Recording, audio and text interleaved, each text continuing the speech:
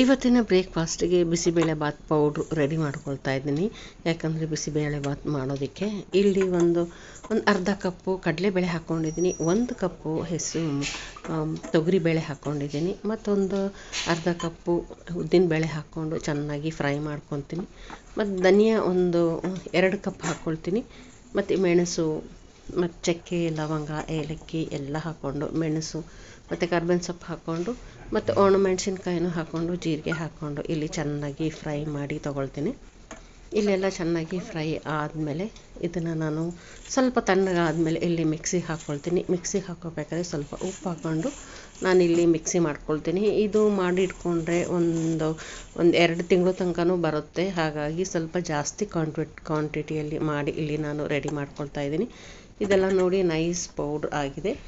ಇದನ್ನು ನಾನು ತಣ್ಣಗೆ ಮಾಡೋಕ್ಕೆ ಇಟ್ಕೊಳ್ತೀನಿ. ತಣ್ಣಗೆ ಆದಮೇಲೆ ಇಲ್ಲಿ ನಾನು ಇವತ್ತು ಬಿಸಿಬೇಳೆಬಾತ್ ಮಾಡ್ಕೊತಾ ಇದ್ದೀನಿ. ಯಾಕೆಂದರೆ ಹಿಂದಿನ ದಿವಸ ತುಂಬ ಅನ್ನ ಉಳಿದ್ಬಿಟ್ಟಿತ್ತು ಮತ್ತು ಸಾಂಬಾರು ಉಳಿದ್ಬಿಟ್ಟಿತ್ತು. ಹಾಗಾಗಿ ಇವತ್ತು ಬಿಸಿಬೇಳೆಬಾತ್ ಮಾಡ್ಕೊಳ್ಳೋಣ ಅಂಥೇಳಿ ಮಾಡ್ಕೊತಾ ಇದ್ದೀನಿ. ನಾನು ಒಗ್ಗರಣೆಗೆ ಬೆಳ್ಳುಳ್ಳಿ ಜಜ್ಜಿಟ್ಕೊಂಡಿದ್ದೀನಿ, ಈರುಳ್ಳಿ, ಕರ್ಬೇವಿನ ಸೊಪ್ಪು, ಸ್ವಲ್ಪ ಒಣಮೆಣಸಿನ್ಕಾಯಿ, ಸಾಸಿವೆ ಹಾಕ್ಕೊಂಡಿದ್ದೀನಿ. ಮತ್ತು ಇಲ್ಲೊಂದು ಯಾವುದಾದ್ರೂ 2-3 ತರಕಾರಿ ಇದ್ದರೆ ಹಾಕ್ಕೊಳ್ಬೋದು. ಇಲ್ಲಿ ನಾನು ಹಾಕ್ಕೊಂಡು ನಾನು ಪೌಡ್ರ್ ಮಾಡಿಟ್ಟಿದ್ನಲ್ಲ ಬಿಸಿಬೇಳೆಬಾತ್ ಪೌಡ್ರು, ನಾನು 2.5 ಸ್ಪೂನ್ಸ್ ಹಾಕ್ಕೊಂಡು ಇಲ್ಲಿ ನಾನು ಸ್ವಲ್ಪ ಫ್ರೈ ಮಾಡ್ಕೊಳ್ತೀನಿ. ಬಟಾಣಿ ಸ್ವಲ್ಪ ಬೇಯಿಸ್ಕೊಂಡಿದ್ದೆ, ಅದನ್ನು ಹಾಕ್ಕೊಂಡು ಇಲ್ಲಿ ಚೆನ್ನಾಗಿ ಮಿಕ್ಸ್ ಮಾಡಿಕೊಂಡು ಸ್ವಲ್ಪ ನೀರು ಹಾಕಿ ಚೆನ್ನಾಗಿ ಕುದಿಸ್ಕೊಳ್ತೀನಿ. ಇಲ್ಲಿ ಸ್ವಲ್ಪನೇ ಉಪ್ಪು ಹಾಕ್ಕೊಳ್ತೀನಿ. ಯಾಕಂದರೆ ನಾನು ಸಾಂಬಾರು ಮಾಡಿದ್ನಲ್ಲ ಅದೇ ಸಾಂಬಾರನ್ನ ಸ್ವಲ್ಪ ಹಾಕ್ಕೊಳ್ತಾ ಇದ್ದೀನಿ. ಬೇಳೆ ಸಾಂಬಾರು ಇದ್ದರೆ ಅದನ್ನು ಹಾಕ್ಕೋಬೋದು. ಬಿಸಿಬೇಳೆಬಾತ್ ತುಂಬಾ ಟೇಸ್ಟ್ ಬರುತ್ತೆ. ಹೋಟ್ಲಲ್ಲಿ ಇದೇ ರೀತಿ ಮಾಡೋದು, ಹೆಚ್ಚಾಗಿ ಹೋಟ್ಲಲ್ಲಿ ಇದೇ ರೀತಿ ಮಾಡೋದು ತುಂಬಾ ಟೇಸ್ಟ್ ಬರುತ್ತೆ.